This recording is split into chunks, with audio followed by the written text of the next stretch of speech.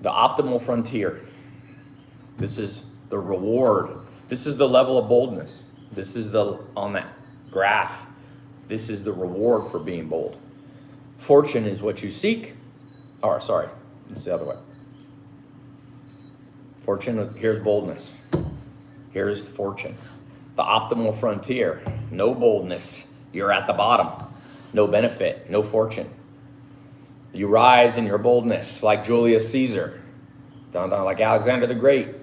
But all of a sudden, you become too bold like Alexander the Great. And now your reward and fortune is back to zero. What happened to Alexander the Great? He continued to go east and conquer and conquer and conquer and conquer. And his troops said, let's slow down, let's slow down, let's slow down. We're already winning the world. We're already winning. And he said, no, I must be bold. And an arrow shot him. Or a person shot him with an arrow, I should say. And he died, I believe, of an infection. At a young age. I believe he was 31. He had conquered the known world. But he did not understand the optimal, the efficient frontier. And you find that efficient frontier in every area of life, making money. There's Daniel Kahneman won a Nobel Prize in this subject.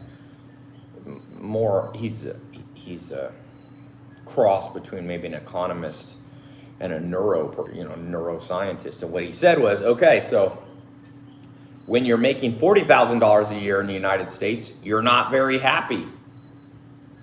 Right? Everything's out of reach. You don't feel like you have enough fortune. And you begin to make more money, and this marginal reaction is like this huge reaction when you go from making $40,000 to $100,000. But then at some point, increase in money doesn't increase happiness. More money, more problems. Look at some of the people at the top of the Forbes list. Some of them, like Elon Musk, even admit that they have times of, tremendous unhappiness, depression, so on. So where is the optimal frontier of making money? It's probably before you get on the Forbes list. Is it actually efficient to be so bold that you try to get on the Forbes list? Probably not. And as I said, it's also unrealistic. People will tell you that you can be anything you want and everybody can be a billionaire. But as I said, the math doesn't add up. A billion's 1,000 million. 1,000 billion's a trillion. The entire net worth of planet Earth is estimated at around 250 trillion. So that means under 1 million people in this world could be a billionaire, and everybody else would be what? In fiefdom, a serf, an indentured slave. That would not be a good world. There's something called the Gini Index, and it measures the wealth disparity between the wealthiest and those who are most impoverished. You look at a country like the Philippines, for example. That's just one country that I remember it has a ratio that's completely off. Tremendous wealth. I mean, the United States is somewhat that way. But you're actually happier to be a billionaire in Sweden. Sweden has more billionaires per capita than the United States, and they're happier.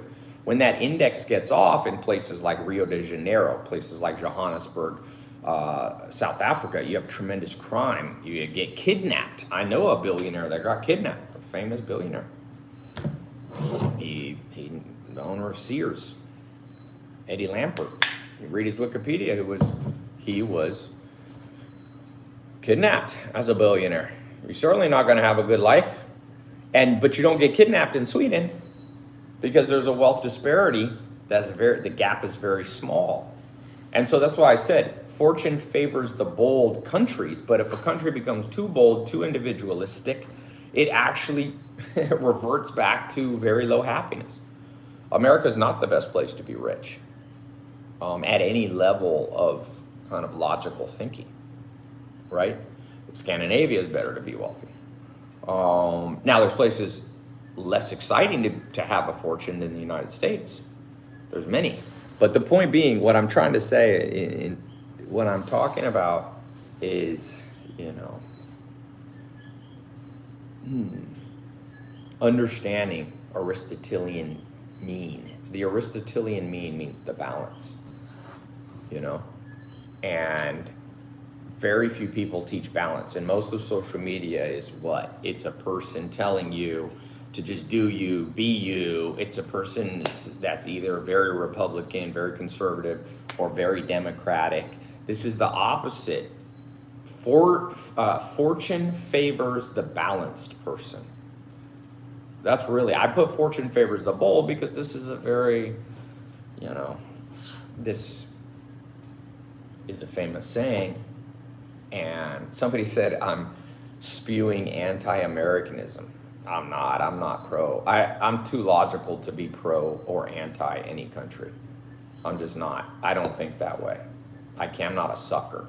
You can't emotionally attach me to an artificial geographic boundary. It's not possible. You can try to shame me and say, oh, you're not this, you're not that. I don't care. I'm too logical to be moved at any semblance of movement will not happen. If you say, well, this country's God's country. There is no God's country. If you believe there's a God, then clearly, especially if you believe there's a God, clearly God will not favor a place. Would you favor one of your children if you were a good father or a good mother? Would you say, oh, that's my favorite son, that's my favorite daughter, and this other one I'll leave? You know, of course not.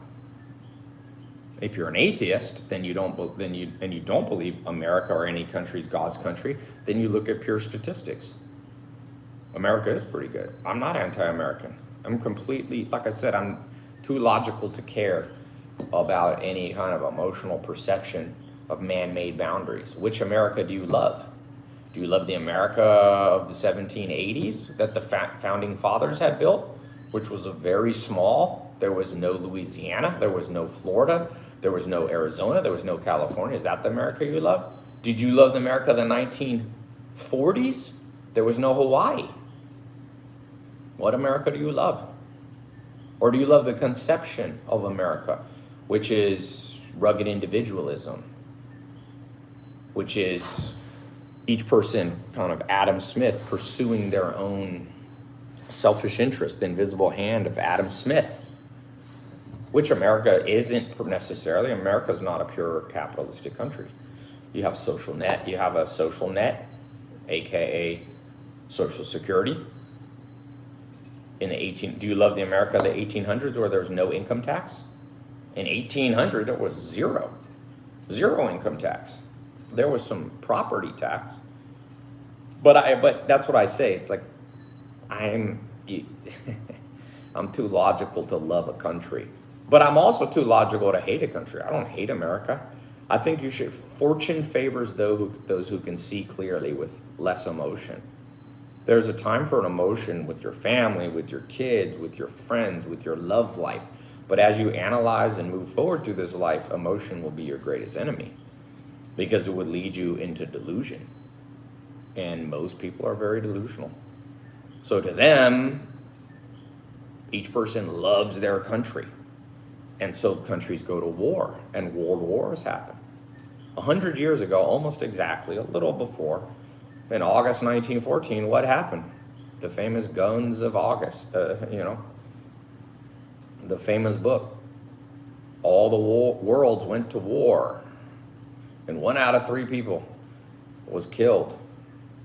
And then not really 21 years later, World War I ended in 1918, at the 11th month, the 11th day, at the 11th hour, 11/11/11.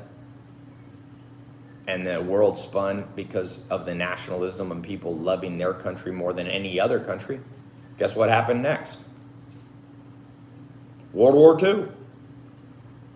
The love of the excessive patriotism kills everything you want. But again, it's on the optimal frontier. You should have some patriotism, but not excessive. You should be intelligent, logical, non-emotional, non-weak-willed, not easily duped.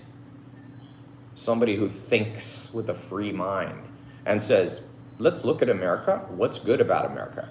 Here's 17 things great about America. Here's 17 things that suck. But every country's that way. Some countries, the ratio sucks more than others. North Korea probably has, two good things about living there. It has some beautiful mountains, for example. The people, the ordinary person in North Korea is probably as good a person as you'll find anywhere else. They're humble farmers and people have gone through stress. They're probably good people that I'd love to be around. Yet, the ratio of good to bad in North Korea is probably horrific. So you look around the world and by the way, every country would benefit from this type of mentality because you can take the best. What does a great business person do? What a great business person does is they look at other companies and they take the best. As Pablo Picasso said, good artists copy, but great artists steal. What Pablo Picasso is saying is, I, Pablo Picasso, have stolen from the great masters who came before me, the Michelangelos, the Leonardo da Vinci's, They look to that. Those great Greek artists and the Persian art, all this was Pablo Picasso built upon that. He was the most prolific artist of his time, Did 60,000 pieces of art before Pablo Picasso died. But he was still open to taking the best from everything. And so if you really love America, you'll stop loving delusion and you'll go, what's great about America and what do we improve on and what do we fucking change? And if you're Swedish, you do the same thing. And so at the root of all evil, for the most part, you know what the root of all evil is? Strong beliefs. Convictions. As the famous saying goes, convictions are greater enemies of the truth than lies. Look around the world. People have conviction with no competency. One of my 67 steps, I said this to business people. From whence does thy confidence come? You have no fucking skill. It's like you go to a gym and you got a friend that's the most confident person, but you put them on the bench press and they can't even bench press the bar. And you look at them and you're like, bro, you're way too confident. You have no competence. You don't deserve the level of confidence that you feel surging through your blood. Tone it down and bring it back, And so in this world, you have to be well calibrated. And so fortune favors the well calibrated. You see? We're taught that, in life, the most important thing is just love yourself. Well, yes and no. There's also truth that there's a time to hate yourself. It's like the great philosopher Hegel said, you have thesis, antithesis, and synthesis, meaning most truths, the reciprocal is also truth. So you should love yourself, but there's a time to hate yourself. There's a time to love what you're doing, and there's a time to look yourself in the mirror and go, what the fuck, how did I get off track? Time to turn my life around. You see? Exactly, the optimal frontier of loving yourself. You can love yourself too little on the frontier. You're at the bottom. And so this signifies the level of happiness or fortune you will experience in life if you are completely self-loathing and hated and a person full of hatred to oneself in an uncalibrated way. You shouldn't hate yourself. And for example, some people hate themselves. I know beautiful women that think they're ugly. That's bad calibration. You can also be underappreciative of yourself, and you meet people and you're like, what happened to you? What trauma happened to you that got your brain upside down? So to make money, to be happy, to have a country that wins, to find fortune, you're going to have too little self-esteem is horrible. But then as you move too high, the optimal frontier drops off, the graph drops, and now you come back and you find people who overly love themselves. And now fortune leaves you. Fate is a fickle mistress. A mistress is somebody who loves you and then falls out of love and falls in love with another person. And so throughout time, people have lived long enough to, wow, you can think you're on top of the world, but then it's taken from you. And therefore, that's what I said. The reason fortune favors the bold. If you want a fortune, the reason it favors is because when things are even close to going your way, you better make a lot of hay while the sun shines. You better make a lot of hay. And right now, the world has a lot of sunshine. And most people ain't at all grabbing that fortune. They're not. I see people lazy, people playing video games all day. People, just like Thoreau said, the mass of men lead lives of quiet desperation. What's called desperate resignation is just confirmed desperation. Many people just, wallow in their desperation. And part of that is hormonal and chemical and genetic, but some of it is just bad education. And Aristotle also said, the fortune of empires rests on the education of the youth. And now what's the education system doing? It's still outdated. What I'm talking about now, nobody talks about it in school. What's going on here? Nobody's talking about the balance between loving yourself. Schools are very extreme right now. They only teach one philosophy.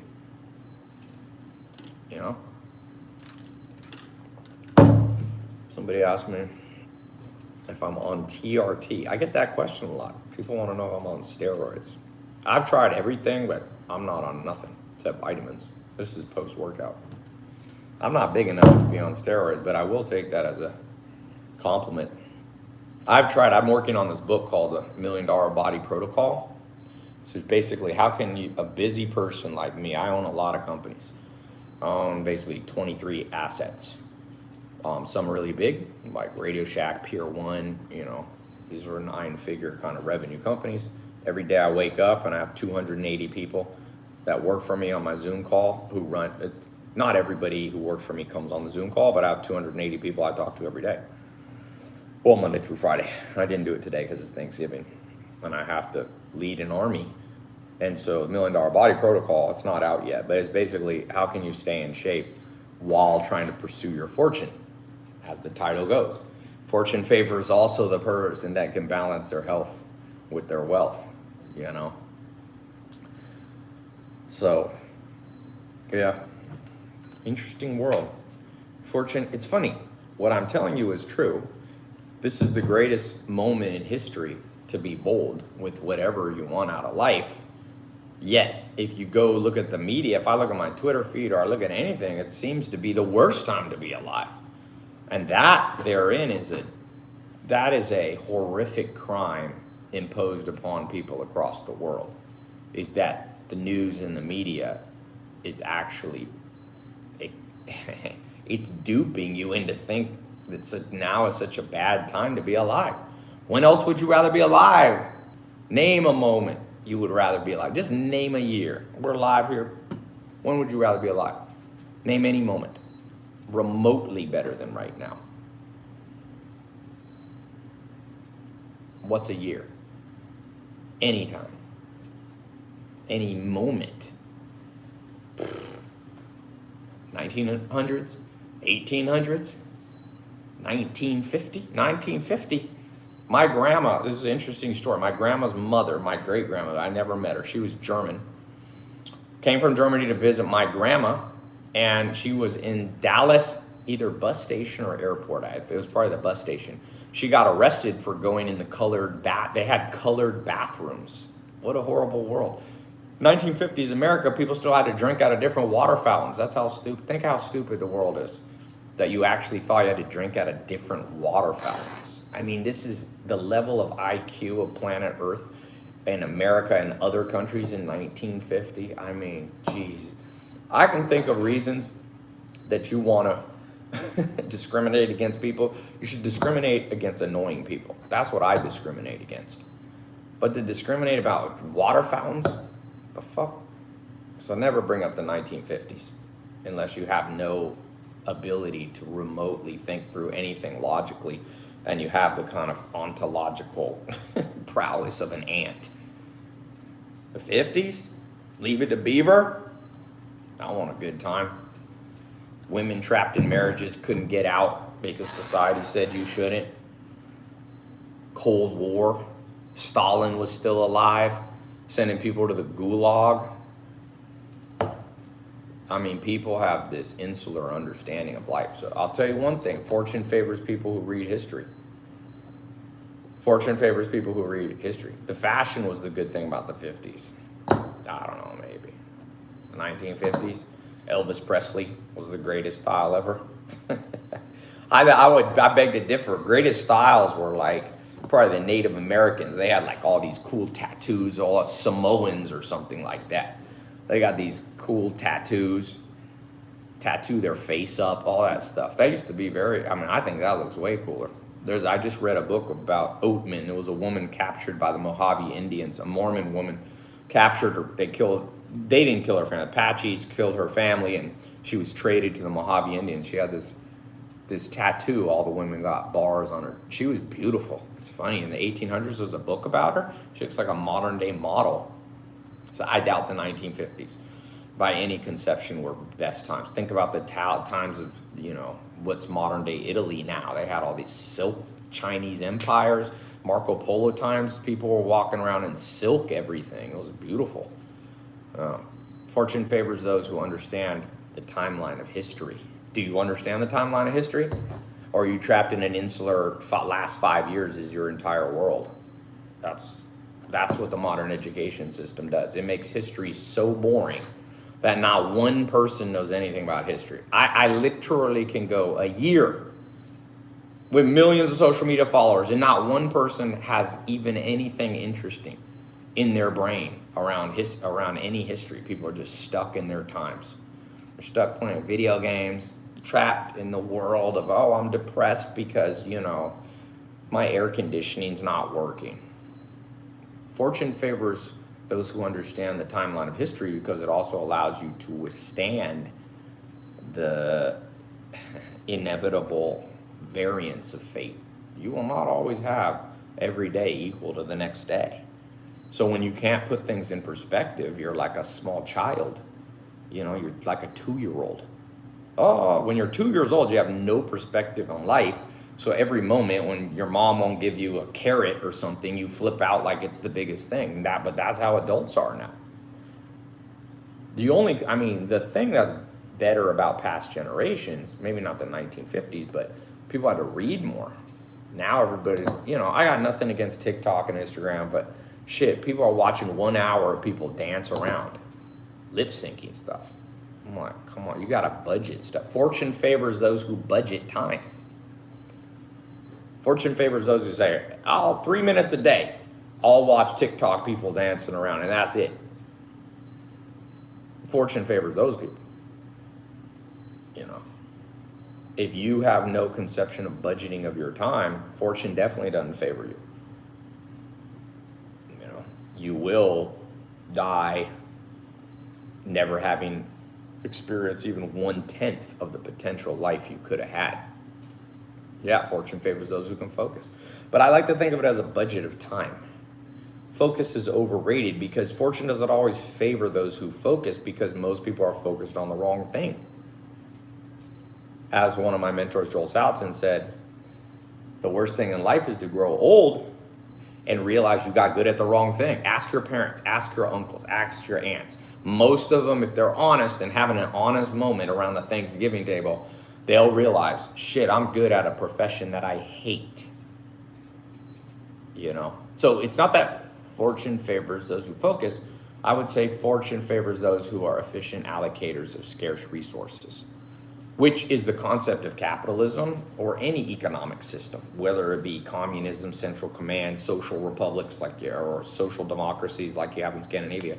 Everything is the allocation of scarce resources. As I said, if you're 47 or under, you're a time billionaire. You have at least 1 billion seconds if you live to the statistical age that men and women averagely, let's say late 70s.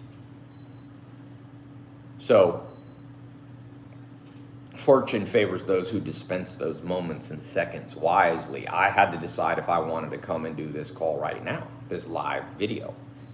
I have to be an efficient allocator of not only my money, and you have to be that way with money.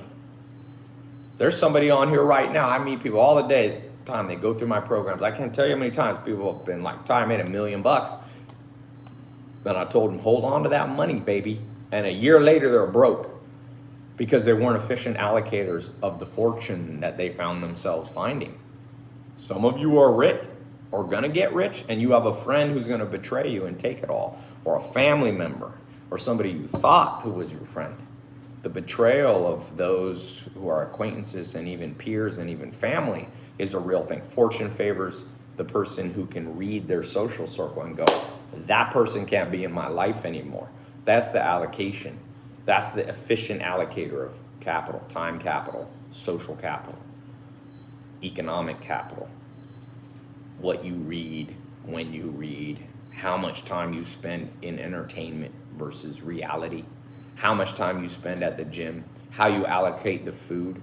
Look, here's the problem with the modern food system that people kind of talk about, but it's not just that junk food's bad for you. Let's say junk food was not bad for you, it was neutral. Well, guess what? If it's neutral, you still can only take in so many calories, or you will get fat, no matter what anyone tells you.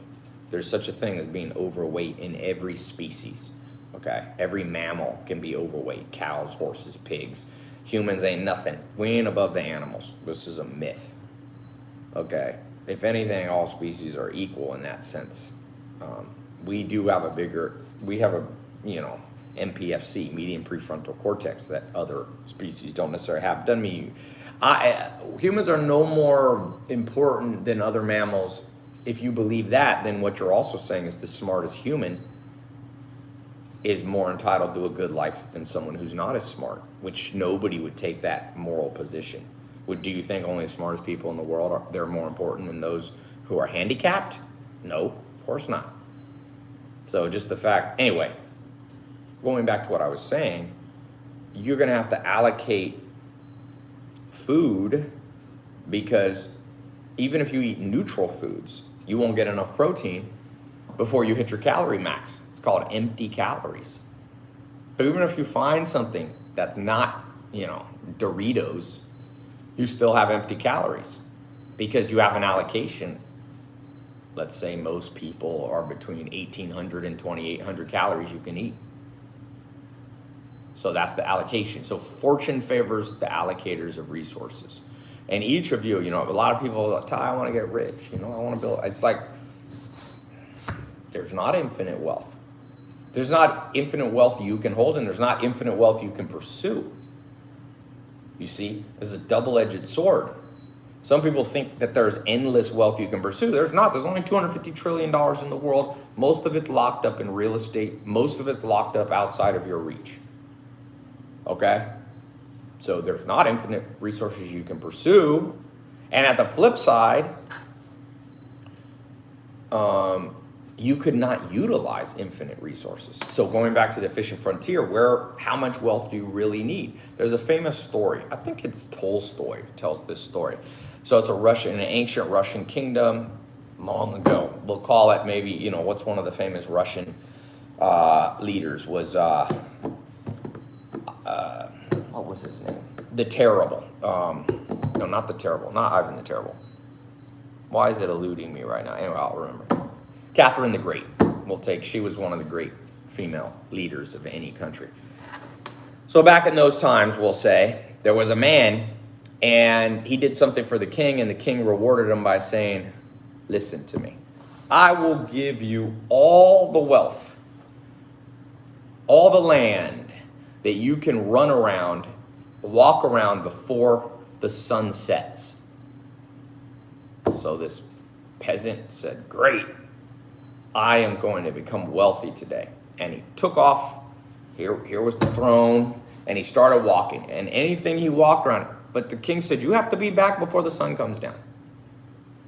You have to be back before the sun comes down, or you get nothing. So the man began to walk, and he got greedier and greedier. He's like, should I turn back? It's already noon. It's already 2 p.m. The sun's going to go down at 6. But no, he said, I'll continue to go. I'll continue to walk a little further, because the further I walk out, the bigger my wealth will be, the greater my empire. Back then, wealth was mostly in land, agricultural resources. And he began to go, and then finally he said, okay, I'm being pretty greedy. Pigs get fat, hogs get slaughtered. I'm going to turn around. And he began to turn around. But by then, it was about 4 o'clock. So he realized he better jog back. So he started to jog back. And then he realized he was still far away. And he wasn't going to make it back. And none of the land would be his, none of the wealth. So he began to sprint back.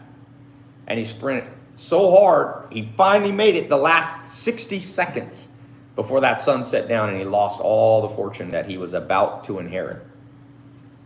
And he fell over from a heart attack, and he died. And they buried him in a regular coffin, whatever, they put him in the ground, little hole in the ground, whatever it is, 6x4 or something. And the moral of the story was, how much wealth does a man need? About that much, because you all end up in the grave. So fortune favors those who are not too greedy. Fortune favors those who are not too greedy. Happens all the time. All the time. People are creating wealth and then they want a little bit more, and they push so far that something else gives, as the great law of physics says. For every action, there's an opposite and equal reaction. That's called acquisitiveness. The world, humans, we inherited acquisitive genes. What's that? Acquisitiveness. Common language, you'd call that greed. Yet, fortune favors those who have the appropriate level of greed and the appropriate level of non-materialism. It's possible to be too materialistic, but it's also possible, I would say, it's possible to be not materialistic enough. Only a fool doesn't realize that having some material goods, or even potentially excess, is wise. Because remember, your energy and your ability to earn money is not equal throughout your whole life. So you have to earn more while you're young, because you ain't gonna be able to earn as much most likely when you're, 95 years old. And you can't earn a lot when you're 5 years old. So once again, you have to push harder. And that's why, for those of you watching this, it's Thanksgiving. I did my Thanksgiving on another day because family was traveling. So I'm logical. Thanksgiving doesn't have to be on Thursday. It just needs to be, I did it a few days ago when all the family could be together. So it was a good thing. It was actually a great Thanksgiving. Great Thanksgiving. And it's funny how many people get depressed on Thanksgiving. Oh, I don't have a family. Well, okay, if you don't have family, go make a family. The world's full of horrific stories of betrayal of family or being an orphan. And people survive. Some of the top people on the Forbes list were adopted or orphans. I think, wasn't Steve Jobs and Jeff Bezos? Correct me if I'm wrong. I think they were both, abandoned by their blood parents, and they were adopted and raised by somebody else. And some of the great people in history had it even harder. They grew up in a horrible, there was a guy who I have, like I said, every day I wake up Monday through Friday and I do a Zoom call. I have people who work for me in about 30 countries. I'm kind of the main two. I have about 280 people that run my different businesses that I talk to. And one of them flew out here, and he's originally from India. And he's in Canada now, but he told me his life story was tough, man. Parents died in an accident when he was, I think, around 1 or 2 years old. He was abandoned into an orphanage. They beat him all the time, but this guy rose out of the ashes. And you'll have to be able to, fortune favors people who can rise out of the ashes, like a phoenix rising, And so people become too fixated on the past circumstances and the cards that they were dealt. But as I told you, fate is a fickle mistress. You may have had a horrible childhood, but she's fickle. You didn't have any fate and fortune on your side when you went through that horrible upbringing, but maybe it'll swing back around when you're an adult or whatever age you are now. I didn't have a great upbringing either. My dad was in prison when I was born. All my childhood pictures are my sub 5-year-old childhood pictures are me in a prison yard visiting my dad, but it's okay. My dad never gave a shit about any of his kids. I mean, my dad did and didn't, but he would not visit for 10 years. So, but it's okay. I learned to love mentors, which were probably some level of, father figures for me. So you rise out of the ashes. Fortune favors those who can rise out of the ashes. Can you? Or are you a victim of fate? Because if you're a victim of fate, I got bad news for you. You ain't gonna make it. You ain't gonna make it. For those of you who are tied to the past, you ain't gonna make it. I'll just be blunt with you. I don't give a shit what anybody says. I study psychology. I have mentors that are some of the greatest psychologists out there. Dr. David Buss has mentored me for 10 years. He might be the number one living psychologist on earth. He wrote the textbook for Harvard. You ain't gonna make it if you can't rise out of the past, boy. It's a rare life that's full of roses all the way through. And so what really ends up happening, fortune favors those who have the ability. I call it POP, P-O-P. Can you pivot out of pain? Can you pivot out of pain? This is a great superpower. People, I mean, it's funny, people like superhero movies and all this bullshit about, oh, I can fly and all this stuff. I mean, why is that? You can fly, you can get a jet. You don't need to be able to fly. What you need to be able to do is pivot out of pain. That's a superpower.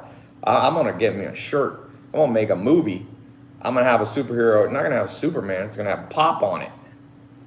Pivot out of pain, man or woman. You know, yeah. P-O-O-P is poop. Doesn't sound as good as pop, does it? Pivot out of your pain. That's all you can do. And if you can't, you ain't gonna make it. I am not an optimist or a pessimist, my friend. I'm a realist. I'm just like, welcome to planet Earth. Welcome to the jungle. Everybody wants the fortunes of the jungle. The jungle is full of beautiful things. I once went to the Darien jungle in Panama. I was on 14 hours in a canoe. I went with a church youth group and did medical dentistry. They had never seen white people before. These were Darien Indians hunting with, bow and arrows. And it was beautiful in the jungle. There was toucans, those birds with all this magical colors. This is in the Darien jungles between Panama and Colombia. And it's full of, it's wild. It's amazing. Yet, as much as you love the fruits of the jungle, you better be careful because there's piranhas. I remember there was piranhas in the water. And so fortune is what people want. Ty, I want to be rich, man. I got $1 billion idea. I got an app that's going to make. I'm like, well, you're going to enter the jungle because a lot of people want to make money. You think you're the only one? You think you're competing with yourself? No. It's like going to play basketball and you think you're good because you grew up in your little hometown and you were the best basketball player in your little high school, and then you moved to Los Angeles or you moved to New York and you try out for a college team or you try out to walk onto a pro basketball team, and all of a sudden you go, this is the jungle right here. This is the big leagues. That's the same with making money. Everybody wants to make money, but not everybody appreciates the jungle. Fortune favors people who know how to navigate the jungle. I went into the jungle. I remember when I got on social media, a lot of people didn't like me. Oh, this dude shows Lamborghinis. It's all fake. He shows big houses that he leases and da-da-da. That's the jungle. I'm okay with the jungle. I made a lot of money in the jungle. I'm not afraid of people. A lot of people love me. Much more people love me than dislike me, but there's always the 10%. It's called the vocal minority. They're the ones going to be in the comment. It's okay. I learned to be logical. I learned to turn off my emotions. Self-evaluate. Is it true what people are accusing you of? No? Then move on. Proceed through life. Proceed. If people have a point and they bring up something you did wrong, just be like, oops, my bad. Pivot out of it. But I'm saying the accusations against me of, oh, this car was a rental car. Lamborghinis, they were leased. But that is because no fucking smart person really buys depreciating assets. I went to a little talk with Elon Musk in like 2010 or 2013.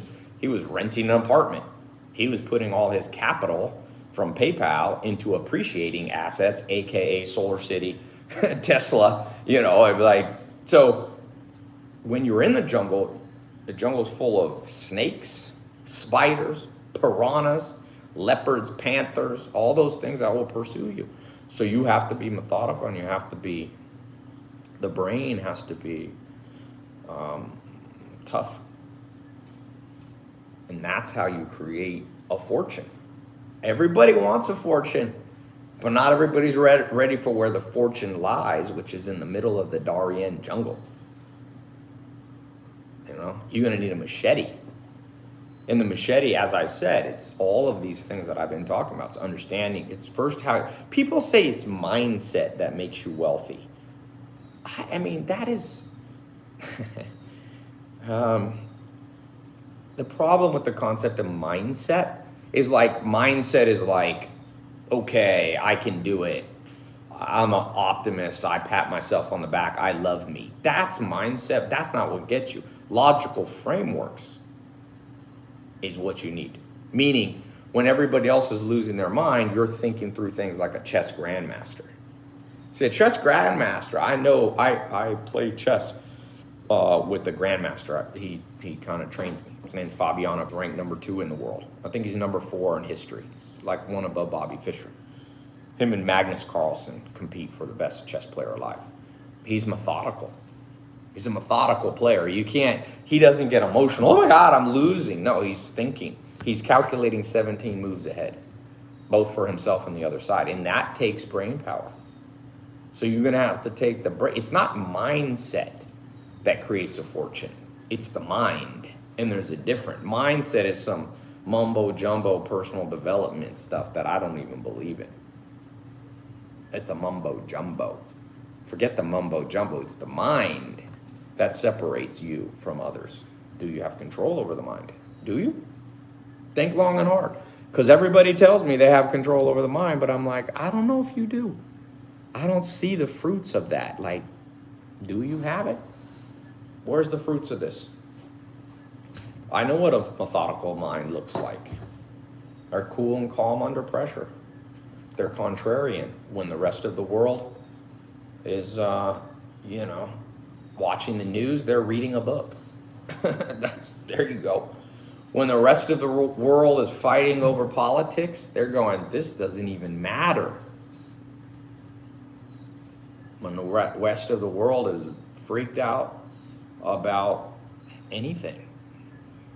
Think of how many things you could have freaked out about in the last 100 years.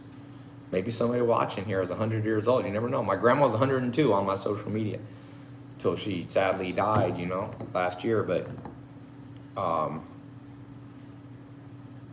you think clearly and you realize in the 102 years my grandma was on this earth, she was born in February 1918. World War I was still going. Wild. World War I. You're talking England, France, Russia against Germany. America drawn into it. Africa drawn into it. Asia drawn into it. Eastern Europe. South Africa, South America, there was battles. Whole world at war. My grandma's born into that. Then the 1920s come. In Germany, it was the Weimar Republic. They printed too much money, inflation, just like America's printing too much money. When you print too much money, inflation comes. My grandma remembers people with wheelbarrows. You had to wheelbarrow the money you got paid, try to get to the bank, because if you didn't deposit it in time, the money was worthless. People used the money for kindling. You wanted to start a fire, you took like 100,000 of these, fake, they weren't dollars, but I forget what they were before the marks. I forget you burned it. My grandma lived through that. In 1929, you had the Great Depression in America. And you had many years. America was in a horrible place for a long time. It was only World War II, the war machine, which is a whole nother conversation, but war machines restart economies. Then you had the 1940s, where you had nuclear weapons go off. 1950s, the beginning of the Cold War, Stalin still in power. 1960s, you had, the Kennedy, the Bay of Pigs, the missile crisis. People thought the world was going to end.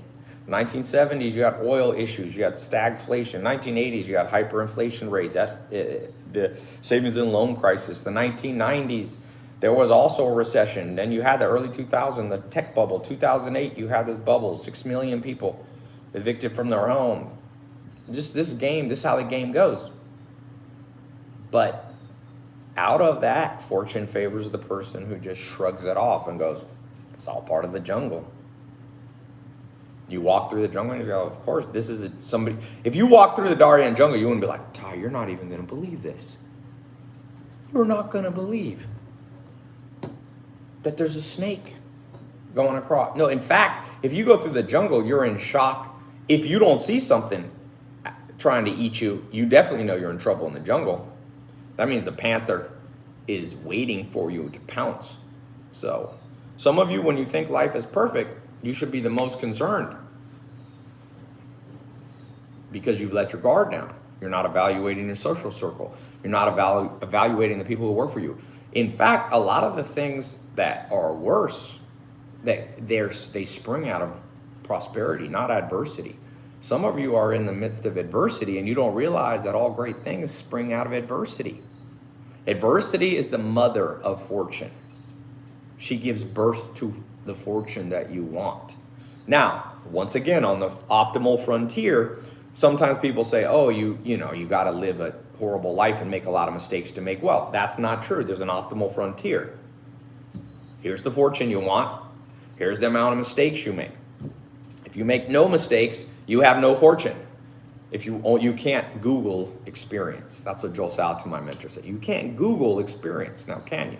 You have to make a few mistakes. But if you make too many mistakes, well, like Richard Dawkins says in The Selfish Gene, organisms that can simulate the future without actually making the mistakes themselves do better than those organisms that only learn through trial and error. Trial and error ends you up dead. That's where you end up. So in the optimal frontier, some of you are learning the hard way too much. Who here is learning the hard way too much? You're making a lot of mistakes and you're patting yourself on the back and you're going, oh, okay. This is horrible. And some of you are so insulated. You inherited money. You haven't worked for it. Guess what? Fortune is not waiting for you. Loss is waiting for you. So each of you, fortune favors people who are perfectly finding this efficient frontier, this optimal place on the graph. So you have to insulate yourself. Some of you are dating the same people. You're launching the same stupid businesses over and over. You're trusting the same business partner or screwing you over and over. That's not good. You've moved over. You've moved over into a place that you're not going to recover from. And like I said, some of you are too afraid of mistakes. Fortune favors the bold, and the bold always make mistakes. So on the optimal frontier, some of you are afraid to launch a business. You're afraid, what if my business fails? My answer to you is, that's probably you know what precipitates a great business? Maybe an average business. Elon Musk's first business, or maybe the first business most people know him for, was PayPal, even though that wasn't really his first business. And that was a success, but not a mega success for him financially. He says he made between $100 and $200 million. But out of that came a man who built 3 unicorns, or deca unicorns, or centa unicorns now. He has Solar City, SpaceX, Tesla, the Boring Company. He has Neuralink. And that was born out of boldness. He was bold, even though the first or the second go around wasn't necessarily the thing that brought him all of the fortune that he sought. So I hope you all realize that life is about the perfect balance and the perfect ratio. And if you can know that, you'll know more than anybody you'll ever meet. Right there. You'll know more than every person giving advice anywhere you'll ever meet. Because very few people actually know what the hell they're talking about. In fact, people say, Ty, if you could go back and be 18 years old, what's the number one lesson you would tell yourself? What would you teach your 18-year-old self? Easy. If I walked out of that time machine, I'm walking up to my 18-year-old self. I'm grabbing myself on the shoulder, shaking myself and say, listen to me. Ignore almost everyone. Literally, do not let them say one word of advice to you. They can be your friends. They can be your parents. Talk about movies. Talk about food. Do not let them give you advice. The signal to noise ratio will destroy you. But when you find a few people who actually are qualified and have competence, do almost everything they say. And I call that non-democratic, non-egalitarian listening and learning. That's life's greatest lesson. And what I'm telling you is most people will say, work hard, that creates wealth. Hustle, NFTs create wealth. This creates, everybody has this close-ended understanding what creates wealth. The truth about wealth is a dynamic game. In fact, there's a great movie about John Nash, who created Nash Equilibrium. He won a Nobel Prize, and that is game theory in non-cooperative environments, which is actually what wealth is. Wealth is how to play the game when those in the game aren't necessarily on your side. And guess what? That game becomes extremely complex. You almost need quantum computers.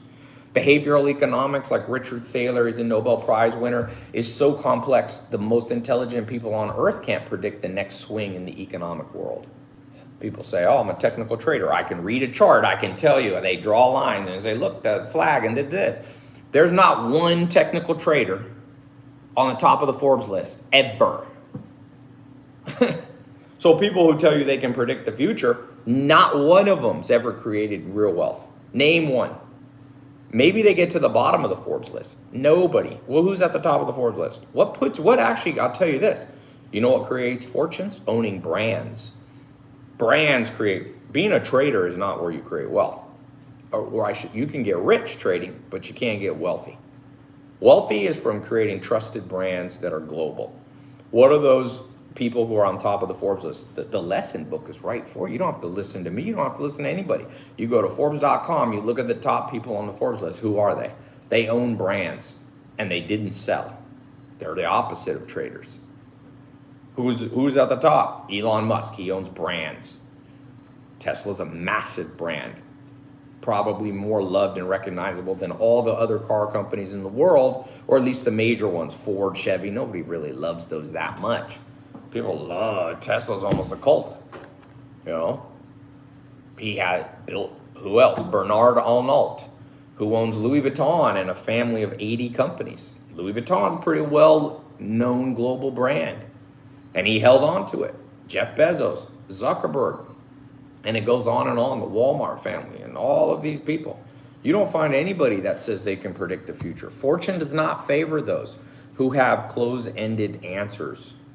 Sometimes people ask me questions and I talk for 30 minutes and they go, well, I want a quick answer.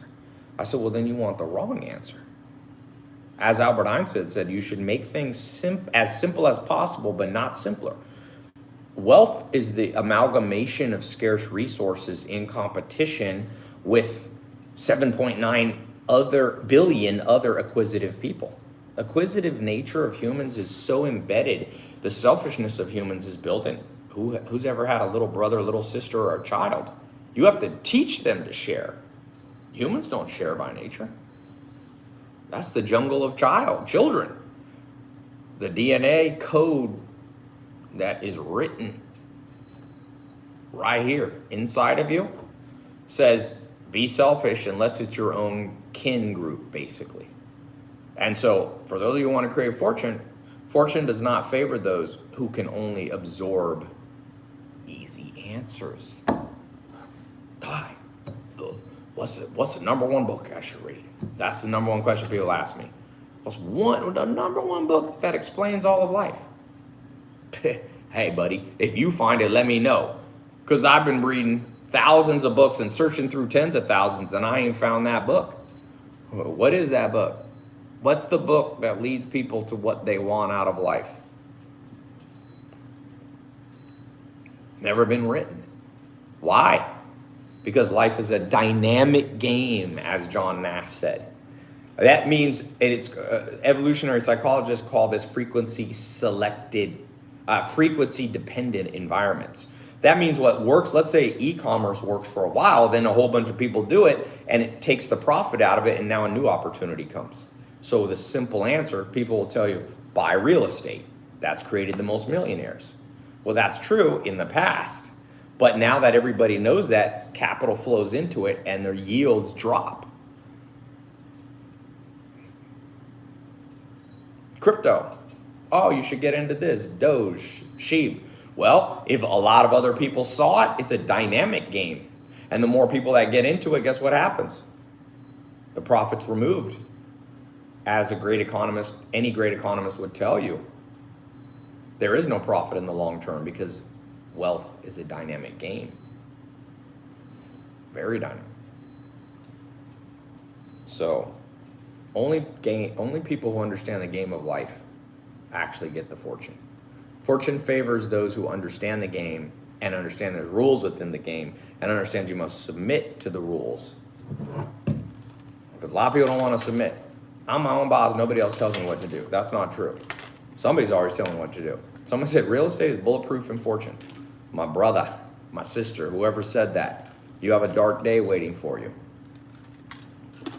I hope you get out of your fixed mentality. One of my first mentors, he wasn't quite a billionaire. He was worth $700 million. He said, Ty, anybody who tells you you can't lose in any investment, they just ain't lived long enough. They're a newbie. They're not an OG. He was an OG. He was 70 years old. He said, Ty, I once was building, back in the 1980s, I built a skyscraper in downtown Houston. I had to knock it down because it was out of the money. Any investment can get out of the money. It's a slang term. It's like poker.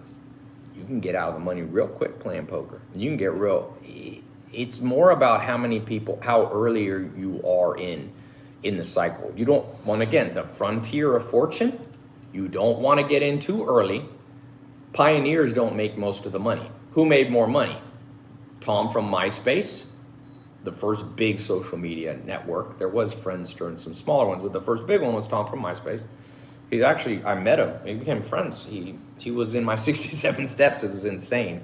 He's like, I go in your programs. But he made money, but Mark Zuckerberg became the age-adjusted richest person in the world. You know, real estate's a great way to become a millionaire. There's nobody on the top of the Forbes list from real estate, zero. There's no one in America on the top 100 who made their fortune from real estate, but you should still have real estate in their portfolio. And someplace in the world right now, real estate's the best place to go. Maybe it's in Laos, maybe it's in Suriname, maybe it's in, Manchuria. Who knows? There's always wealth created in real estate. It's just not where everybody's telling you. The more people that go into it, the dynamic game changes. When everybody's telling you multifamily in, St. Louis, Missouri, you're in trouble. Because there's limited real estate and the price gets bid up. And as the price gets bid up, the yield drops. That's why I say wealth and fortune comes to those who understand the dynamics. A dynamic world. Dynamic. The fool focuses on fixed rules that they think. You know what made the most wealth, the first billionaire in United States history? Well, probably the first billionaire was George Washington. War made him rich. War and power. 1800s, the first real kind of billionaire that in business history. No, not Henry Ford. It was Vanderbilt, Cornelius Vanderbilt. You know what made him wealthy? Steam. He had a steam engine boat that shuttled people back and forth. That was the beginning of his wealth. So that's the game you had to play that was the 1840s. You played, wealth came, and then when the gold rush came, who got wealthy besides the gold rush? The actual miners themselves. In the 1850s, you had gold rushes, silver rushes, precious metals. It was people who made pants for them, jeans. Levi Strauss created the modern jeans that we wear, these rugged pants. He became one of the wealthiest people on earth. Dynamic game. It was not fixed. You couldn't predict it 20 years before what will create the wealth. So wealth comes to those who have high awareness of what the economic environment tells them for the day. Like a great general does not plan 7 years ahead for a battle because the other side, it's like chess. They're also planning, as the art of war says. Sun Tzu, thousands of years ago, the most read business book or book read by business CEOs. War is won by espionage. The greatest leader wins without battle because they've already surveilled the frontier and the terrain ahead of them. So what is the terrain telling you where wealth is right now? Where's wealth right now? Well, crypto is a place that it is right now. I just read the cover of Forbes magazine, the Sam FTX guy. He's 29 years old. He has $22 billion. Nobody in modern history has ever done that. That's his net worth. So wealth comes to those. And he said in 2019, before 2019, he wasn't even doing the crypto world. So in the last 2 years, he created this because he was dynamic. And now his wealth on a if you calculate it based on his age, he's wealthier than Warren Buffett, who's 95 years old and worth 100 billion plus. What would you rather have? If you time adjust 22 billion at 29, he's wealthier than Jeff Bezos.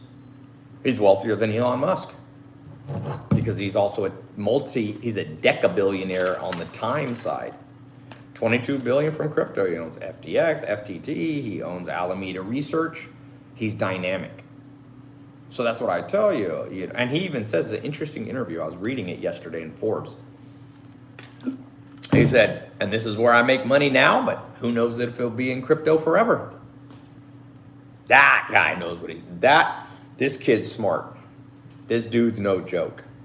And he thinks the opposite of the whole world. The whole world's like, a parent tells a kid, son, daughter, if you want wealth, this is what grandpa did, and this is what I did, and you do this. That don't work that way. Now, sorry.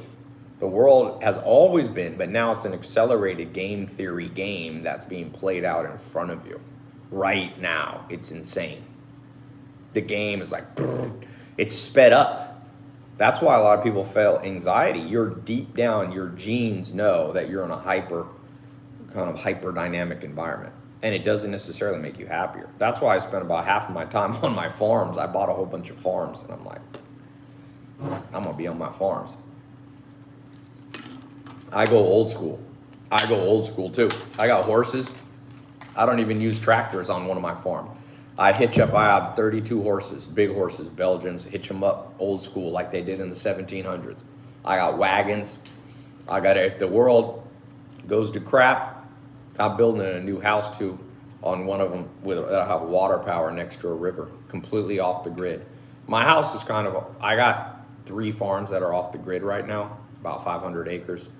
And it's in the middle of an Amish community. So I like that game too. The dynamics of realizing that the world can go to crap real fast. So you don't want to put all your eggs. Fortune favors those who prepare for extreme black swan events. A black swan event is something so unexpected, like 9/11, like even, the Titanic was a black swan. Nobody expected this huge boat in, 1912 to go down. Nobody expected 2019, 2020, this introduction by whatever happened. It was unexpected for most of the world. And so you're gonna have to prepare for a black swan event. Fortune favors those who prepare early. You should have a whole bunch of water bottles in the basement of your house. Buy a whole bunch of canned tuna, man. Buy flashlights. You might want a gun with some bullets, not even to kill people, but you may have to hunt. Low probability, but doesn't cost much to prepare for. And when you look at like risk assessment, like an actuary or like an insurance company, you put things in a grid, right? So you have like high probability, low cost, or low loss. High probability, low loss. Low probability, low loss. Low probability, high loss, and high probability, high loss. Things with high probability, high loss are hard to insure for, and you don't need to insure at all for low probability, low loss, right? That's like, you're fine. But low probability and high loss, you should prepare for. That's like the city not having water. Wherever you live, you should have water. Where do they teach that in school? Yo, bro, buy 5 jugs of water, stick them in the closet. Buy 20 cans of tuna and have a can opener. Somebody says, you lost me with the canned tuna. Well, let me tell you, brother, sister, you ever hungry? You're gonna be eating canned tuna like it's a feast. Don't think that way. You want stuff that'll last. You want something, if you're a vegetarian, get canned garbanzo beans. Prepare. It almost happened. Right now, there's multiple places in the world where the supply chain broke down of food. London, England, the United States. The world, there's a thin threshold between reverting to barbarian nature and staying in a civilized world. So you gotta go, low probability, but easy to solve for. Cost you 50 bucks. 50 bucks, you get batteries. Now I'll tell you this, if times get bad, just go to bed early. You'll be fine, you don't need electricity that much. Unless you live like in Stockholm, Sweden, where there's only 3 hours of light. But what you need is food, water, shelter, and protection. But you don't need an arsenal, you know. You ain't gonna be able to blow away everybody. But you may need a gun to hunt with. But anyway, we a little bit, we didn't get off track. Fortune favors the prepared. Ain't nobody prepared for anything. It's insane. When there's one snowstorm, people are like stocking up on food. I'm like, bro, do you not have enough food for 1 inch of snow? I used to live in Raleigh, North Carolina. I'm going, it's gonna be this much snow. You could walk to go get food. You'll be up, but the whole world shuts down. And now, I'll tell you, we live in a world, fortune favors the even-keeled. Fortune favors the person who's cool under pressure. That is not the world we live in. The second things go bad, this whole world freaks out. Part of it's the media. The media is full of people who freak out over it. They're paid to freak out. Don't ever get your financial advice from anything that the media puts out. Even Forbes is the closest thing you can learn from because it's just a list. But even then, the richest man in the world's not Elon Musk, it's probably Putin. Richest man in the world, richest man in the world ain't Jeff Bezos. Putin has the military behind him. He can just take the Ukraine if he wants to, you know. But I still think you can learn from the Forbes list, but don't ever learn from, basically, if it's mass media, do not, turn it off. I scan it for about no more than 2 minutes a day, and that's probably too much. Now, what should you be reading? Autobiographies, textbooks. I'm a college dropout. My business partner in some of my businesses is a PhD. I have 2 PhD business partners. Shit, PhD doesn't mean you know more than me. I read the same books that PhDs read and they forgot all about because people get so burnt out in college they stop reading. Read biographies and textbooks. You read those 2 things. Autobiographies are good, but biographies teach you the game of chess because you can see how the game unfolded for other people. In chess, there's about 1,100 openings you can memorize. That's it. All people have been playing chess, you know, let's say chess came from backgammon, came from Persia, Middle East, North Africa. Well, it's been played for thousands of years or some variant of it. And they've only come up with 1,100 chess openings. You can memorize most of them. Not all of them are good. But I ask people, what's your methodical approach to life? People haven't even memorized one opening to life. You need to have it. I have a rule in my mind. I have 300 frameworks of wealth, I call them. You can go check out my website, tylopez.com. I've never published all of them, but I started publishing a few. I made a little course. It was $1.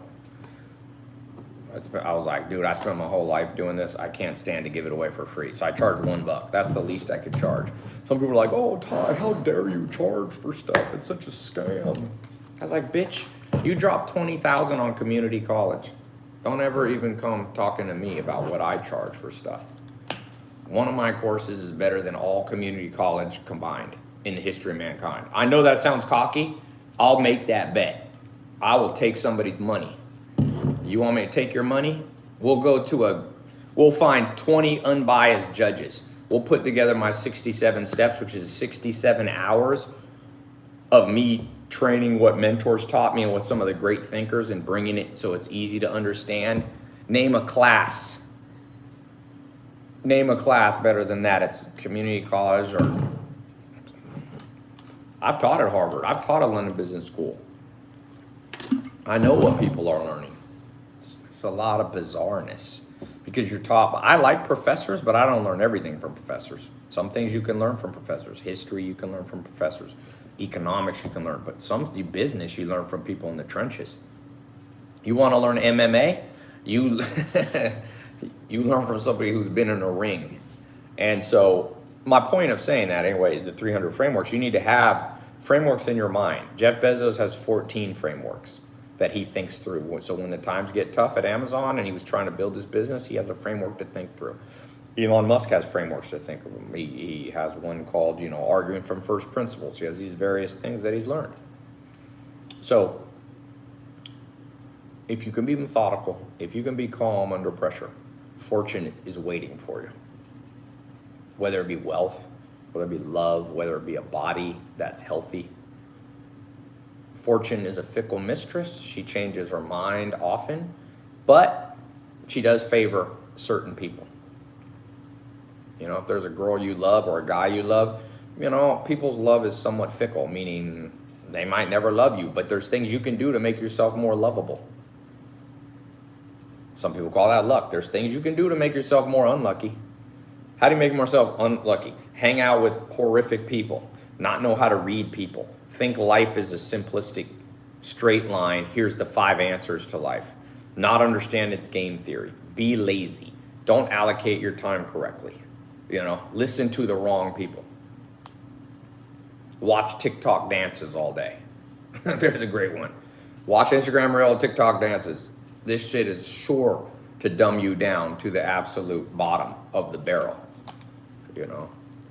And again, I watch a little bit of sports every day. It's kind of mindless. I watch 5 minutes. I watch like House of whatever it is, highlight reels. I like basketball. It's good. A little entertainment is actually healthy for you, just like sleeping is healthy for you. But if you sleep, like the proverb goes, slothful person, awake ye slothful person.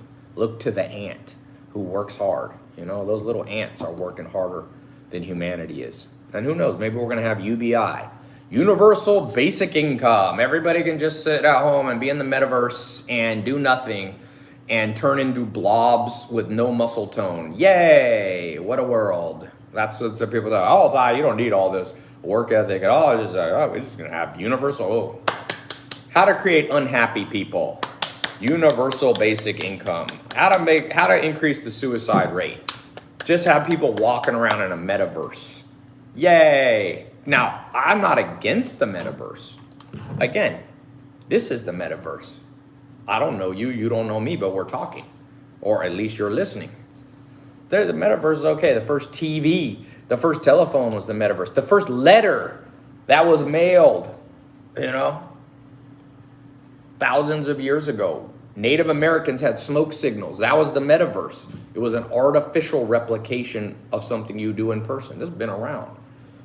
But guess what? The modern world's so imbalanced. Fortune favors the balanced. If you want to be poor, be an extremist. And people will say, I've heard other people telling me. Well, that's not true. You have to focus and be extreme on one thing. Well, fucking you listen to shitty people. It ain't my fault. Go listen to the wisest people to ever walk this planet. There's lots of them in every culture. From Buddha, Muhammad, Jesus, Aristotle, Socrates, Pericles, Rousseau.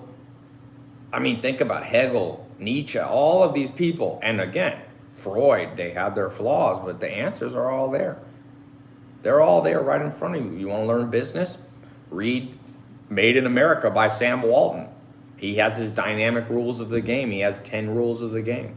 Give your employees equity. There you go. But don't give too much, because sometimes employees leave.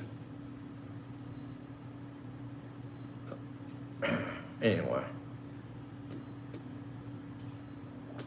Somebody said in Clubhouse, you told someone once, your limit is that you can't copy yourself. Those 7 words are worth more than my master's degree. Let me take questions. For those of you in Speakeasy, I've got a premium group, and I'm only taking questions there. If you haven't downloaded my Speakeasy app, it's a good place. Let's see. Dr. David Buss says, pain is the key to change. Yes, but fortune does not favor people who only can learn from pain. It's optimal. Because I have a friend, he's been starting businesses for 10 years. Every one of them fails. And he's like, see, Ty, I'm learning. I'm like, at some point, I got to tell you, brother, you're too slow of a learner. You do not need to have 10 failed businesses. You might have to have 1 failed business. But that's it. You don't want to be making 2, 3. You're going to start wasting decades of your life. So yes, pain, the better way to say it is that pain is a catalyst. But you don't want too much of it because pain is deadly.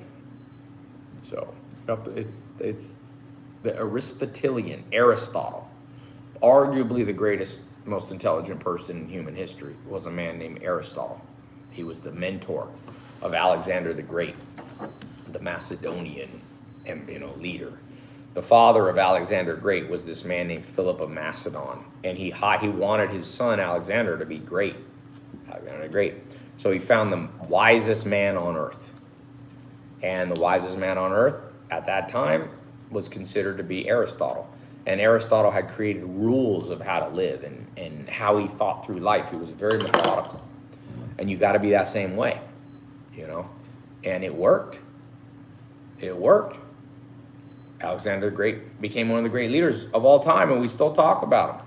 Although he maybe wasn't wise enough, and he didn't listen. Remember I said, fortune favors the bold, but if you're too bold like Alexander the Great, you get too aggressive and you get killed. That happened to America.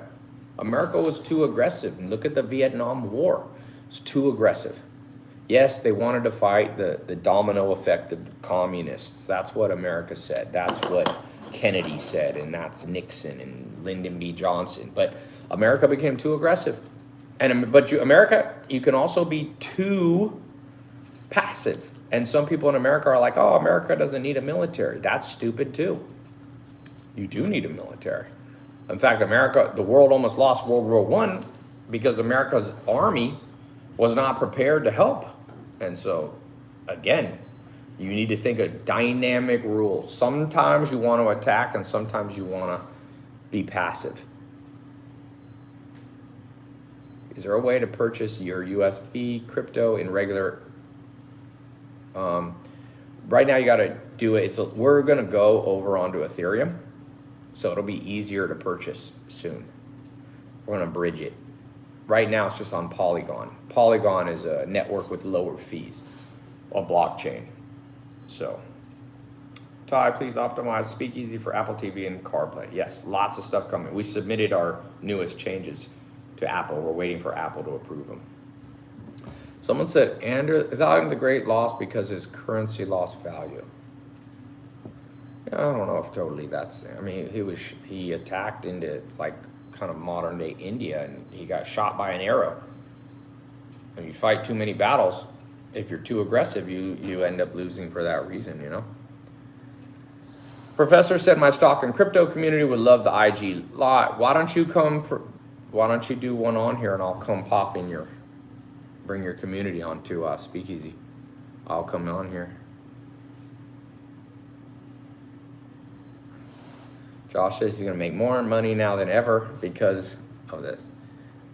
Yeah.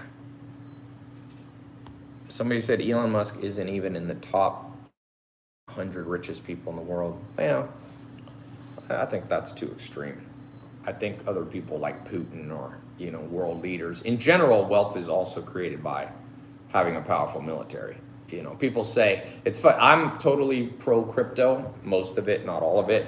But sometimes in crypto, you hear some inaccurate economic sayings. Like people say nothing's backing the dollar. That's not true. The US dollar is backed by the full faith and credit of the United States, but more importantly by the tax that it can take from its citizens, which on a $20 trillion GDP amount for, let's say, 2 to 4 trillion a year in tax receipts. So it's like a business that has income. The US dollar is backed by something, but on the flip side, it's a complicated conversation because the US dollar is also deflating, it's inflating, it's being inflated, but the buying power is deflating. And so this is a problem in the United States. That's very complicated, but the US is ultimately backed by the military.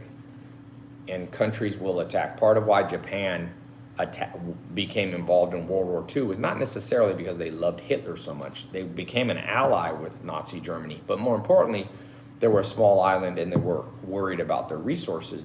Japan's a small island, so they wanted to invade the South Pacific, which is what they did. And they made it all the way to basically New Zealand and were potentially attacking Australia because they needed rubber, Back then, you needed rubber. Rubber was grown on trees. You needed, everything. And so, when countries lack resources, they go to war. So America's backed by many things, and in terms of who's the wealthiest people in the world, I mean, you could say the President of the United States is wealthy. Look what happens after every president stops being president. They become wealthy. Obama, Trump, the Bush family, having that level of power. But the wealthiest people in the world in business, Elon Musk is certainly one of the wealthiest. He has extremely powerful brands that are loved in every country almost that they're available in. So, Todd, I think you're amazing. Thank you for the couch conversation years back. The House of the Saudis, Middle East has a lot of wealth. China has a lot of wealth. Look at China. I actually saw a report that China is now officially higher net worth than the United States. I'm not sure that I 100% believe that, but certainly China is made fun of by Americans way too much. As the Art of War says, do not underestimate the enemy. And I don't believe China is the enemy of America, but that is the analogy. Do not underestimate anybody who's potentially an adversary. If anything, what you should do is, keep your friends close and your enemies closer. What's conventional wisdom that keeps people broken, unhappy? Just do you. That's probably love yourself no matter what. As I said, loving yourself, there's an element of truth to self-esteem, but the science on self-esteem is just, if you actually are logical, self-esteem is in many ways is very overrated. Again, you can have too low self-esteem, which happens, but in general, your brain is a careful calculating machine. If you lack confidence in, let's say, business, it's probably because you're not that good yet. The genetics of humans, as Sigmund Freud said, anatomy is destiny.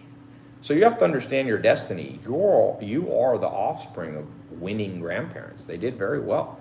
You won the genetic lottery, even if you don't think you're ugly or not that smart, but at some level, you should have a lot of confidence in yourself because you're part of humanity. And if you're an atheist, you would believe that you won the genetic lottery. And if you're a religious person, you think God made you. So either way, you should have a level of confidence. With that said,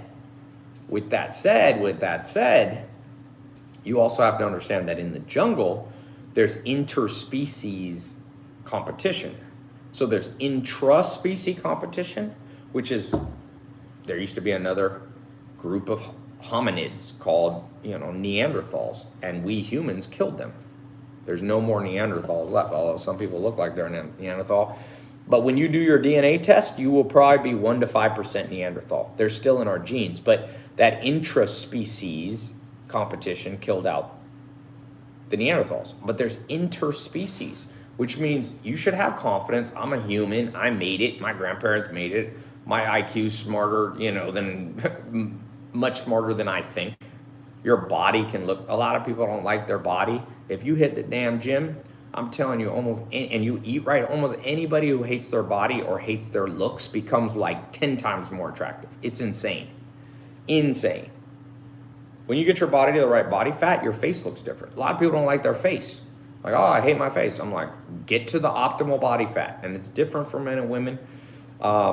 But anyway, that's the good news about humanity, about being a human.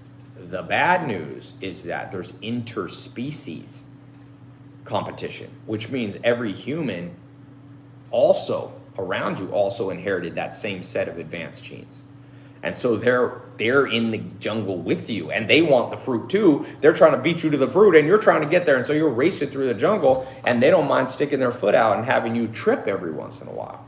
You see, that's the jungle. What is the optimal body fat percentage? Depends who you ask.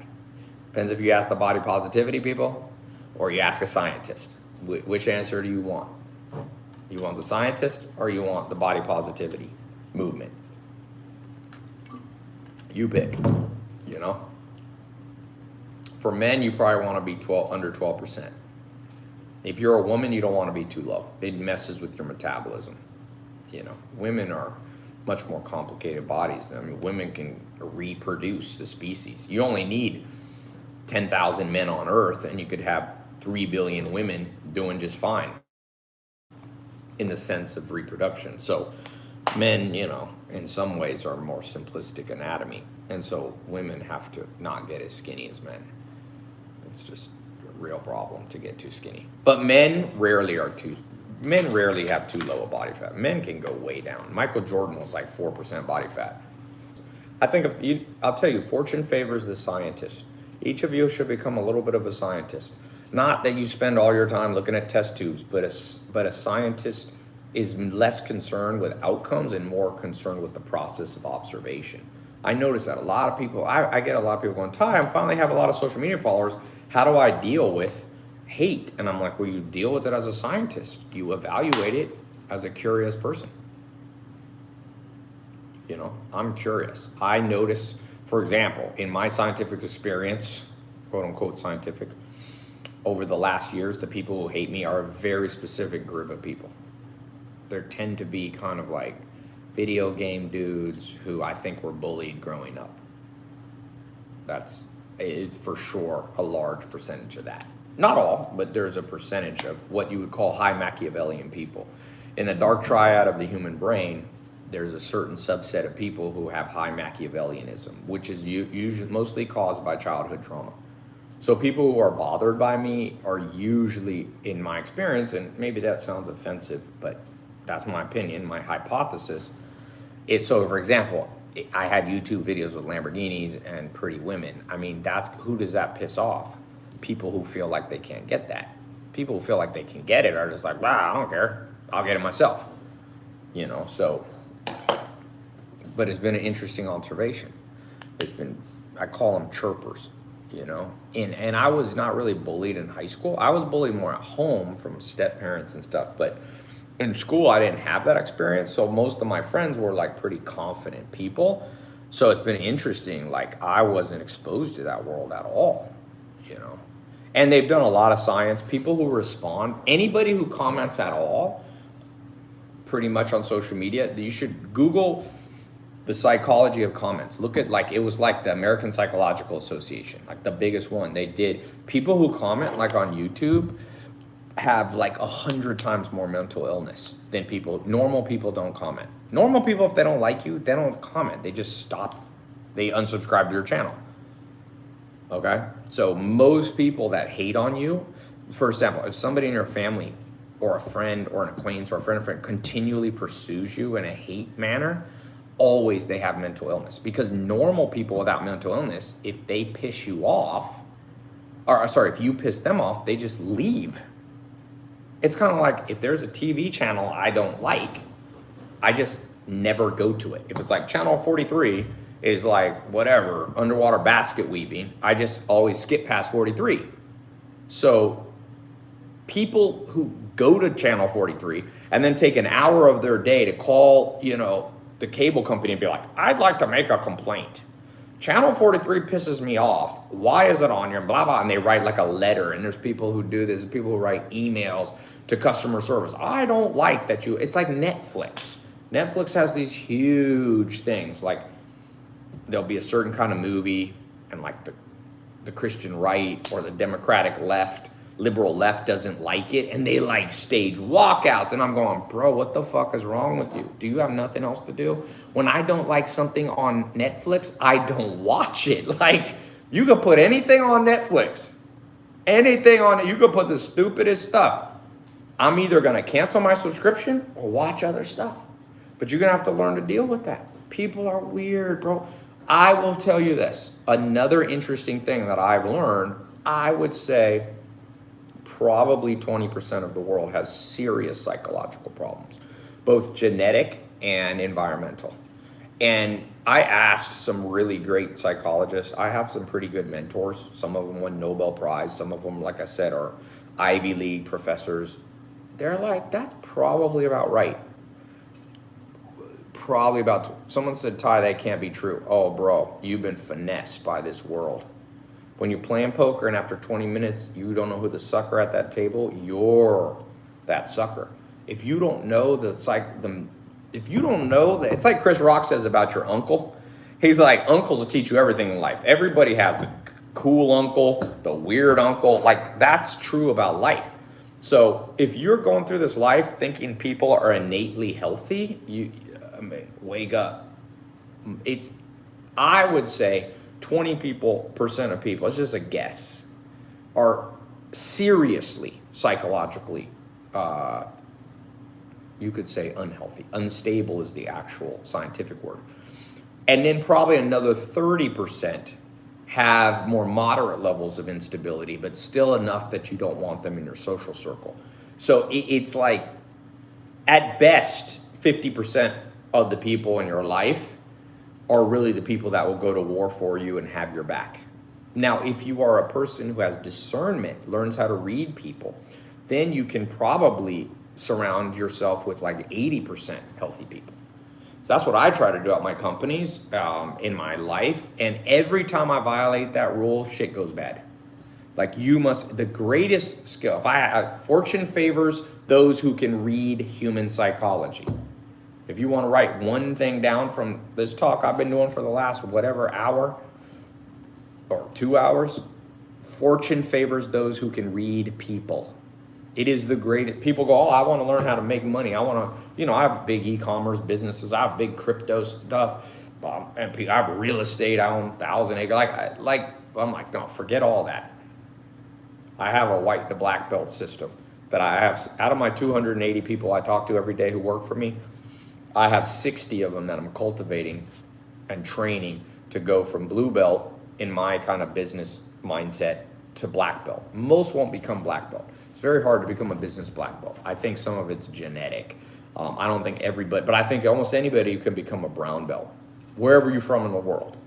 If you're willing to listen, willing to be humble, you're not stubborn, you're not sensitive, and you're not impatient, you can become a brown belt. Someone said, what belt do you have? I mean, I use numbers. So like, if you have 100 million plus business, you're a black belt.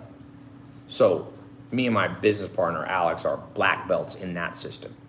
You become a coral belt if you get on the Forbes list, and you become a red belt if you're at the top of the Forbes list. Now, the way I classify like a blue, purple, or brown, a blue belt can run a business of mine for no more than 1 day without me checking on them. That's a blue belt. But they can run it for 24 hours. But if I don't kind of keep, Sam Walton in the book, that his autobiography said, look over the shoulder. He says you want to create wealth, you got to check over the shoulder. So a blue belt I need to check on almost every day. A purple belt, I can go a week without testing. A purple belt's like the equivalent of a colonel in the military. Ty says you're the only one who makes any sense in the world. I hope I'm not the only one who makes any sense. I need people I can listen to too, right? Now, there's more than you think. By the way, the bad news, I told you, probably 50% of the world is somewhat unstable, but about 2% of the world's amazing. And that doesn't sound good, but 2% of, let's just call it 8 billion people is how many? 10% of 8 billion is what? Anybody know math? 800 million. That's our 2% of 8 billion. It's not quite that. And some of them are children and some are old, but let's say 5 billion. That's 100 million people that are sharp out there. There's 100 million people. The problem is that they're spread out among 8 billion people. So the signal to noise ratio is messed up. The signal to noise is messed up in this world. But the greatest, what I was talking about is, so a blue belt is somebody that I have to look over the shoulder every day. Purple belt, I need to check every week. And a brown belt is somebody that I can go from a month to a year without really a month. A month is a long time. I have some people that are purple to brown. And now black belt, is like my business partner, Alex, is a black belt. 2 years ago, he sold his company for $300 million. You're a black belt if you do that, okay? He was running a 9-figure business. We have 9-figure businesses now. But it doesn't mean we're better than people. It's just a business system. It's not necessarily who's more important in life. At the end of the day, Elon Musk is just a dude. I've met Elon. He's just a dude. He's kind of an interesting character. He likes movies. I met him at the movie 3 times. I went to a movie premiere with him. He loves movies. So he's a regular dude. He likes Hollywood. He likes a little celebrity stuff. He goes to celebrity stuff. He's a dude. He's a man. He's a little bit enamored by movie stars. You know, look at Jeff Bezos. You see that video where his girlfriend met, not Justin Timberlake, but DiCaprio, and he was all like, ah. It was pretty interesting, you know. How long does it take to become a black belt in my system? You know, really you need about 20,000 hours to be good at something. And you probably need 40,000 hours to become a coral or a red belt. So, yeah. 10,000 hours is like purple to brown belt. So, you gotta, that's a hard, you know what sucks about the school system? They should stick you in stuff when you're young. Like, yo, you wanna be a business person? Like, 3rd grade, let's start. Right now. Time's of the essence. I mean, it's so stupid. That's the main problem with the school system is it's not just what they teach. That is problematic in and of itself, and that a lot of it's archaic. But more importantly, it's totally different. It's just like empty calories. It's just filling up the time. I mean, you should come out at 18 years old already with 3, 4, 5 years in whatever you want to do. It's a total myth that it takes a long time to figure out what you should do. In fact, my second mentor, Alan Nation, said, whatever you want to do around age 14 is probably what you should do. You know your IQ peaks at age 14? Alfred Binet, the man who invented the modern IQ system. He said the same thing. They retested it. His theory like 10 years ago, 15 years ago, found the same thing. So when you were 14, you were smart and it was just wasted on stupid stuff. At age 14, they should have been like, you've had a few years to try stuff. What do you want to do? I liked business when I was 6. I was at a lemonade stand. I sold tomatoes. I remember I was like a little kid trying to think of, I didn't have any good ideas because nobody was helping me, but I would like sit there with a notepad and be like, oh, I'm going to do this. Oh, it's funny. I wish I could remember all my ideas. But by 14, I knew how to speak. I knew public, and nobody, not one adult, not one supposed, educator, people. And I got nothing against the educators. They're trying their best in a failed system. Why didn't someone go, well, you can change later, but let's launch your first business at 14? You know why kids get bored in school? Because you don't have them doing anything. Public school should be like 4 hours of physical stuff and 4 hours of mental. That's it. 2 hours should be watching history movies. Best way you can learn history and autobiography movies are a real way to learn. Don't ever let somebody think that, for example, go watch the movie There Will Be Blood. You'll learn about the Rockefellers. You'll learn a lot about business, man.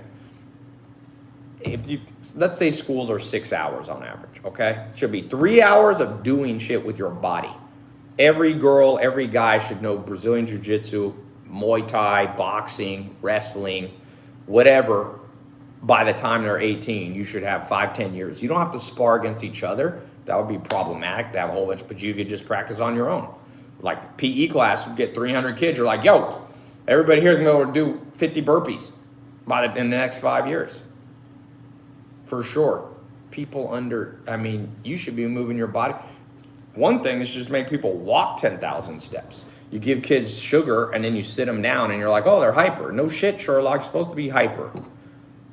Hyperactivity, by the way, is highly correlated with wealth creation. It's called hypomania.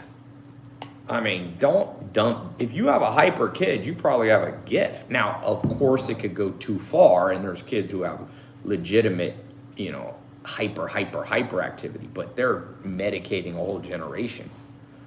It's like, whoa, do you have the common sense of an ant? Like 6-year-olds are supposed to run around. Sweden has switched the school system, and they let kids play in the woods all day. Nature, you should be doing 3 hours of nature. They should have dogs, cats, horses. People should take care of chickens in schools. I know it sounds weird. All the good ideas ever sounded weird. Should build big barns in every school. Animals are better than people most of the time. I got a big barn. They should have kids. I mean, at least let them take care of little chickens that are this big. And then you should have like the other 3 hours should be like watching a movie, history movie. I watched this movie about Napoleon. You want to learn about Napoleon? Easy. There's a famous movie in 1972. It's like the last action movie where they actually used real animals. It's pretty insane. You should watch history. There Will Be Blood is a good, you watch Karate Kid. All these things teach you things. And then you should have like 1 hour where you have books. Or 1 or 2, but good books that kids are going to be fascinated by. Any book, anything that fascinates you. There's some good books. Let kids, I asked Elon Musk, I have a video with him. I said, Elon, what's your favorite book? And he said, Lord of the Rings. I said, why? And he says, because it shows you anything's possible. Let kids sit there and read Lord of the Rings.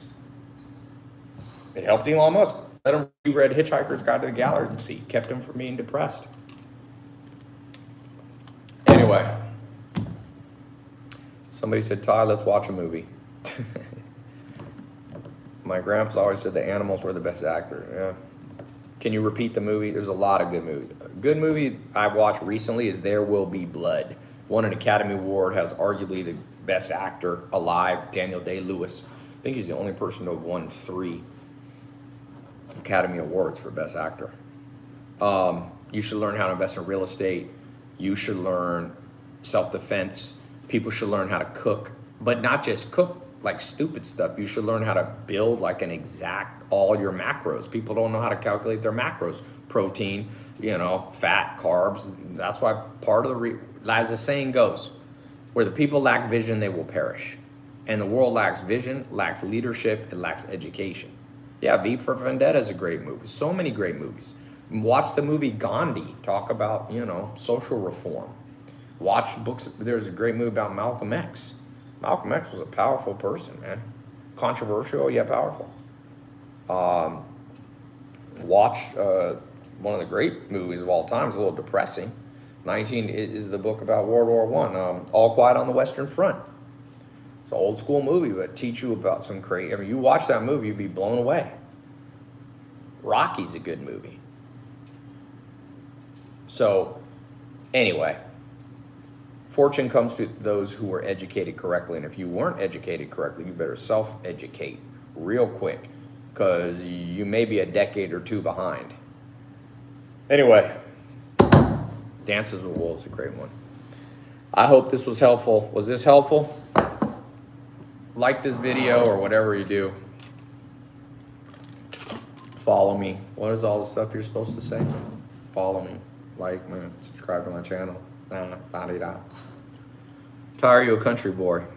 I'm half country, half city. I think that's the best balance. Anyway,